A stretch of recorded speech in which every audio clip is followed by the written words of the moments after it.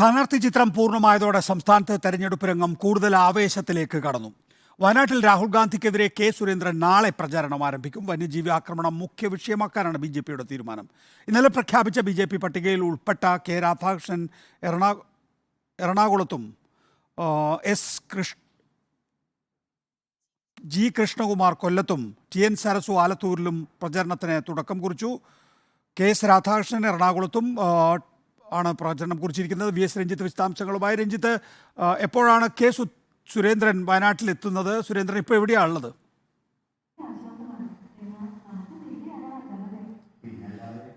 നികേഷ്, നാളെ വൈകിട്ടോടുകൂടി അദ്ദേഹം താമരശ്ശേരി ചുരം കയറും എന്നാണ് നമുക്ക് മനസ്സിലാക്കാൻ സാധിക്കുന്നത്. താമരശ്ശേരി ചുരത്തിൻ്റെ 9ാം വളവിൽ നിന്ന് ബി.ജെ.പി പ്രവർത്തകർ വലിയ റാലിയോടുകൂടി തന്നെ അദ്ദേഹത്തെ സ്വീകരിക്കും എന്നും അറിയാൻ സാധിക്കുന്നു. കെ സുരേന്ദ്രനെ സംബന്ധിച്ചിടത്തോളം അദ്ദേഹത്തിൻ്റെ ജീവിതത്തിൽ കിട്ടിയ ഏറ്റവും വലിയൊരു അവസരമായി വേണം ഇതിനെ കാണാൻ. കാരണം രാഹുൽ ഗാന്ധിക്കെതിരെ മത്സരിക്കാനുള്ള ഒരു അവസരമായിട്ടാണ് ഇതിനെ അദ്ദേഹം കണക്കാക്കുന്നത്. രാഹുൽ ഗാന്ധിയെ പരാജയപ്പെടുത്തുക എന്നതിനപ്പുറത്ത് രാഹുൽ ഗാന്ധിയെ ഭൂരിപക്ഷം എത്രമേൽ കുറയ്ക്കാൻ സാധിക്കും, രാഹുൽ ഗാന്ധിക്ക് എത്ര കടുത്ത മത്സരം കൊടുക്കാൻ സാധിക്കും എന്നുള്ളതാണ് ബി.ജെ.പി വയനാട്ടിൽ ശ്രമിക്കുന്നത്.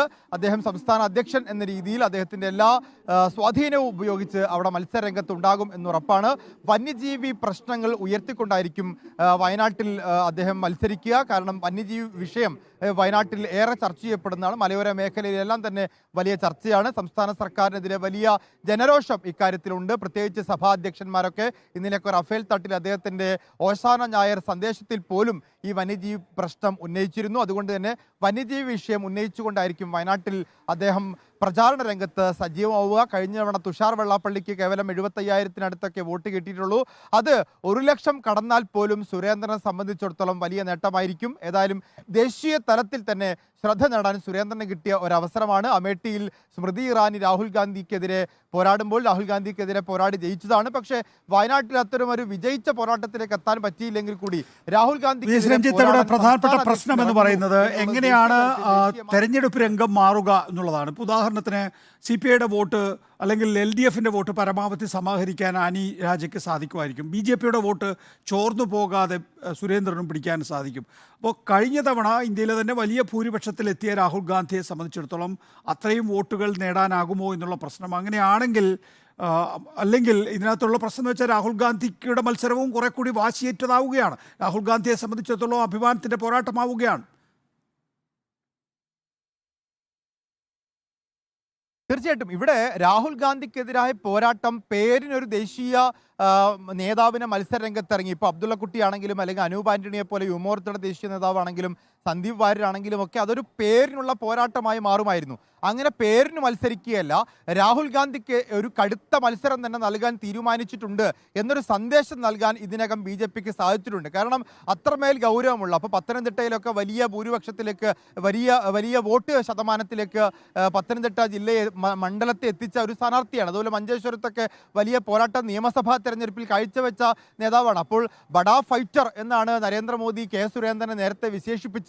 അപ്പോൾ അത്തരത്തിലൊരു ബഡാ ഫൈറ്ററെ തന്നെ ഇറക്കുമ്പോൾ അത് ദേശീയ നേതൃത്വത്തിന്റെ തീരുമാനം തന്നെയാണ്, സംസ്ഥാന തലത്തിലെടുത്ത തീരുമാനമല്ല. സംസ്ഥാന തലത്തിൽ കെ സുരേന്ദ്രന് മത്സരിക്കാൻ ഒട്ടും താല്പര്യമുണ്ടായിരുന്നില്ല. ഇവിടുന്ന് കൊടുത്ത പട്ടികയിലും തന്നെ കെ സുരേന്ദ്രന്റെ പേരുണ്ടായിരുന്നില്ല. അപ്പോൾ ദേശീയ നേതൃത്വം തന്നെ ഒരു തീരുമാനത്തിലേക്ക് എത്തുന്നു. ആ തീരുമാനം സംസ്ഥാന അധ്യക്ഷൻ തന്നെ മത്സരിക്കട്ടെ എന്നുള്ളതാണ്. നമുക്കറിയാം നരേന്ദ്രമോദിക്കെതിരെ UPയിൽ മത്സരത്തിന് ഇറങ്ങുന്നത് അവിടുത്തെ PCC അധ്യക്ഷനാണ്, അടുത്ത കോൺഗ്രസിന്റെ അധ്യക്ഷനാണ്. അപ്പോൾ ഇവിടെ രാഹുൽ ഗാന്ധിക്കെതിരെ സംസ്ഥാന അധ്യക്ഷനെ കളത്തിലിറക്കുമ്പോൾ അത്ര ഗൗരവമുള്ളൊരു മത്സരമായി വയനാട്ടിൽ മാറണമെന്നും BJPക്ക് ഒരു വോട്ട് പോലും സ്ഥാനാർത്ഥി അപ്രസക്തനായതുകൊണ്ട് കുറയാൻ പാടില്ല എന്നൊരു തീരുമാനം ദേശീയ നേതൃത്വം എടുത്തതുകൊണ്ടാണ് ഇത്തരത്തിലൊരു കടുത്ത പോരാട്ടത്തിലേക്ക് വയനാട് എത്തുന്നത്. പ്രത്യേകിച്ച് ആനി രാജയെ പോലെ ദേശീയ നേതാവിനെ കളത്തിലിറക്കി മണ്ഡലത്തിൽ വളരെ സജീവമാണ് CPI അല്ലെങ്കിൽ LDF എന്ന് പറയുന്നത്.